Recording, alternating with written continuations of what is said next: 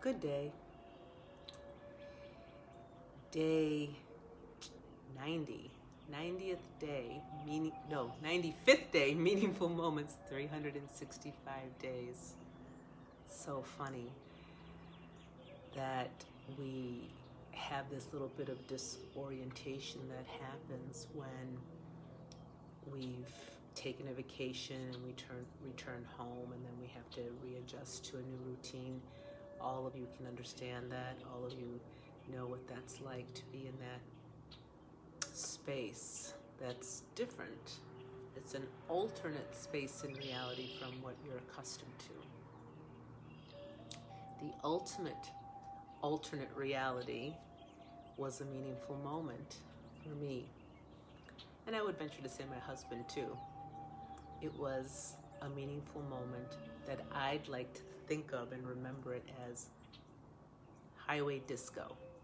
And the reason I say highway disco is because my husband had rigged up the lights underneath the console and by our feet with some lights, which we thought were always really cool. We could have some different colors and create an ambiance right inside our car. But what was really cool was that he recently discovered that it plays to music. So while you're listening to music, you get that pulse and beat of the lights as well, like a disco. And that was the meaningful moment. But not just because of the pulsing lights, and we were really jamming out with some great music, and we were having one of our traditional song-offs, which he picks a song and then I try to pick a song and outdo him, maybe more obscure or more funky or more grooving or whatever we decide to choose, more bass or dancing or vocal or whatever it might be. And so we trade on and off with that, trying to find one. And we have Alexa hooked up too, so we can ask her to find some music for us. All that being fun, and I'm sure cars driving by and seeing this vehicle traveling down a dark night on a highway and these pulsing lights, so hence disco highway or highway disco.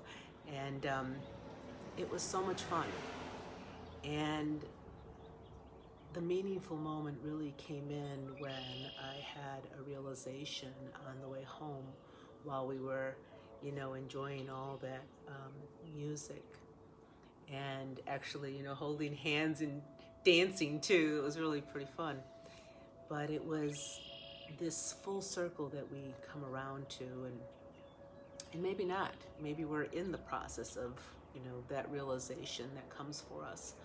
But we all have these moments where we see parts of our life, and if we're parents, we see our children's lives.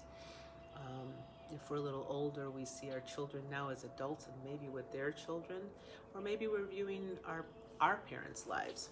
But whatever that might be, sometimes when we're at a distance from one another and we experience this at different times in life, like let's say, your child goes off to school for the first time and you're a mom and you feel that, paying mom or dad, and, whatever those stages are that we watch our children go through, and as a grandparent, what you're watching happen. And we, with COVID last year, so many of us were experiencing not being able to get together for celebrations and things of that nature.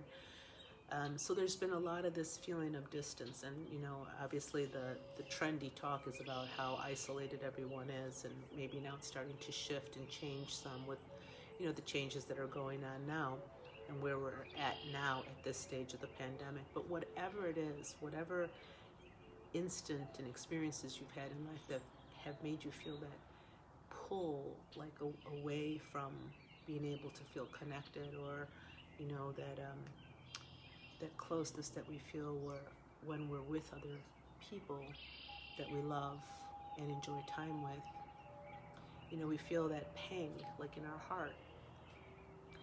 And I had a couple of moments over the course of this trip where I realized that it's been accustomed to naturally reflect on the trip and then to feel a bit of sadness, from being away from my children. and living at a distance and not, seeing the day-by-day stuff happening with my grandchildren too and all those kinds of things. And that's sometimes challenging. And anytime we're entertaining that kind of feeling of sadness or something like that, it can, bring us further into that space of our own self. And while there's nothing wrong with feeling the sadness and things like that, the constructive piece of all of that is to be able to imbue that time that we've had together, as a really opportune, golden moment to be present when we're there in that moment. And this time it felt that there wasn't as much of that sadness, that something within my own self had strengthened to have the resilience to hear the stories and be witness to the different parts of our children and their families' lives. And like everyone, highs and lows, and certainly this past year has had so many different kinds of challenges for people. So all that, but there wasn't a feeling of that intrinsic sadness that has happened in the past, and there wasn't that feeling of fear or wanting to fix it somehow for them, although that's the parents' kind of usual go-to that we often feel. But just being able to bear witness. And all of this came about in that moment when we were sitting in the car on the highway disco that we had created, and popping some jelly beans from the Easter celebrations, having been soaked by the sunset that we got to stop and watch on the way home, and just feeling, overriding all the things that we bore witness to, just as powerful, if not more, the thankfulness for this life. And I believe that, in all the ways that we celebrate the renewal of life, this was one Easter Sunday we will remember for its renewal amidst the ups and downs, and bearing witness to so many different pieces and how it's connected, and the trust that we have for this beautiful life, all on highway disco. So for you, friends, in all the ways that you discover and renew your life, especially in this season, in whichever ways you're celebrating that, aho.